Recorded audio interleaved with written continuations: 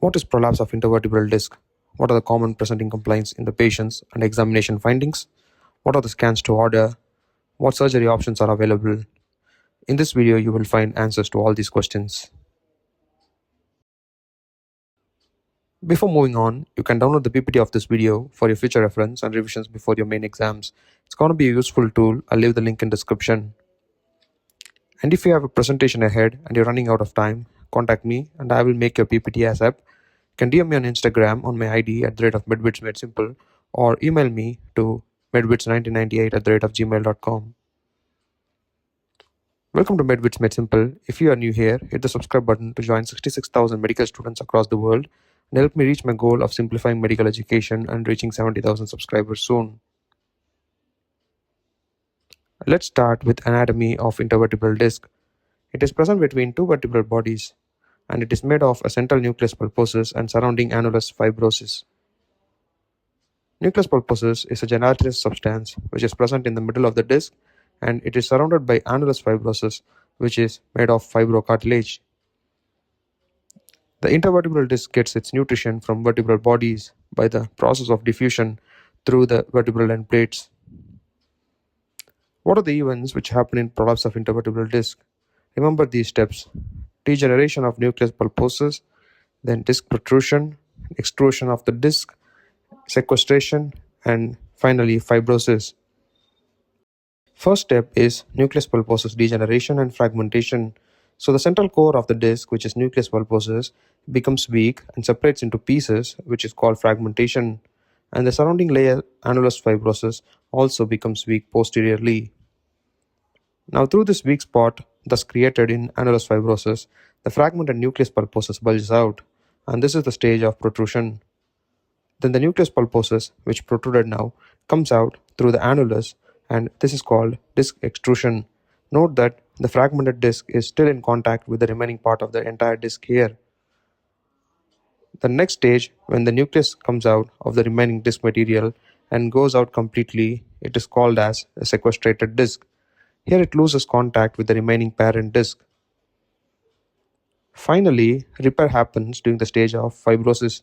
Now the defect which is created posteriorly in the annulus fibrosus, remember? It undergoes calcification and new bone forms here. The disc which is protruding into the spinal canal will compress the nerve roots or spinal cord based on the location of the disc bulge and how much the bulge is. And you know about cauda equina, which are the horse-tail-shaped collection of nerve roots at the end of spinal cord. If the disc bulge compresses the cauda equina, patients can develop other complaints along with lower limb pain and weakness. This includes urinary incontinence and erectile dysfunction. Eventually, the disc space reduces due to the degenerative process, and due to that, the height changes, and facet joints between the adjacent vertebrae undergo secondary degenerative changes. Now, how to diagnose PIVD? Alright, we gotta ask history from the patient and examine the patient. Patients will have complaints of lower backache, which radiates to their lower limb, and it is associated with numbness or weakness. There can be urinary incontinence or retention or erectile dysfunction based on involvement of cauda equina. Often many patients have history of lifting heavy weights, which could cause prolapse of intervertebral disc, so make sure to ask the history. On examination, many patients have midline tenderness, that is, when you press over the back of the patient at the level of disc bulge, they will feel pain. And due to stretch of nerve roots, the nerve root tension signs like straight leg raise test and Lasik test will be positive. Also make sure to perform a thorough motor and sensory examination along with examining the bowel bladder in form of bulbocavernous reflex, voluntary anal contraction, perianal sensation, and anal tone. What scans to order now? X-ray. In X-ray, usually you won't see much in PIVD as the intervertebral disc is cartilage and you can't see it on X-ray. However, in chronic cases, due to degenerative changes, you can see a reduction in the disc space. MRI is the investigation of choice in prolapse of intervertebral disc. In MRI, you can see disc bulge and at what levels it is present and how much is the disc bulge, how much compression of spinal cord and nerve roots it is causing. So this is a patient I have seen in my OPD who presented with symptoms of prolapse of intervertebral disc. I ordered MRI and found a significant disc bulge, as you can see the black colored disc protruding outside. How to decide treatment between conservative versus surgical management? First of all, conservative management means treating without surgery.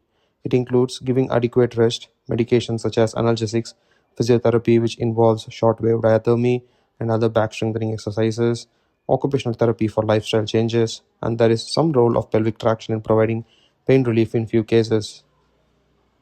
When to do surgery then?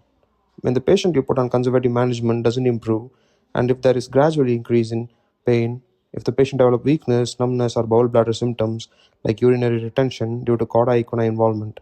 Surgery options are discectomy, where you remove the bulged out disc to relieve the symptoms, laminotomy, which is creating a hole in the lamina part of the vertebra to provide relief. Hemilaminectomy is when we remove lamina of one side of the vertebra alone, where the patient is mostly symptomatic. Laminectomy is, however, when we remove lamina on both sides of the vertebra. And in cases which involve surgery at 2 or more levels, when the spine becomes unstable, it is always better to do, along with decompression, it is better to do a posterior instrumentation in which fixation is done with screws and rods to provide adequate stability, as you see in the picture here. You can download the PPT of this video for your future reference and revisions before your main exams. It's going to be a useful tool. I'll leave the link in description. And if you have a presentation ahead and you're running out of time, contact me and I'll make your PPT ASAP. DM me on Instagram or email me. If this video helped you, please press the like button, hit the subscribe button to join 66,000 medical students across the world. Thank you so much for watching. I'll see you in the next video.